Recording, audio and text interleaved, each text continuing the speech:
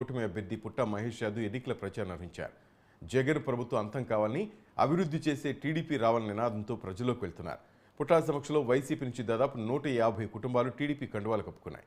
YCP ప్రభుత్వాన్ని గద్దెదించాలని, జగన్ మోసపూరిత హామీలు ప్రజలు నమ్మవద్దని ఆయన సూచించారు. అమరావతి పూర్తి కావాలన్నా, పోలవరం ప్రాజెక్టు పూర్తి కావాలన్నా చంద్రబాబే ముఖ్యమంత్రి కావాలని అన్నారు.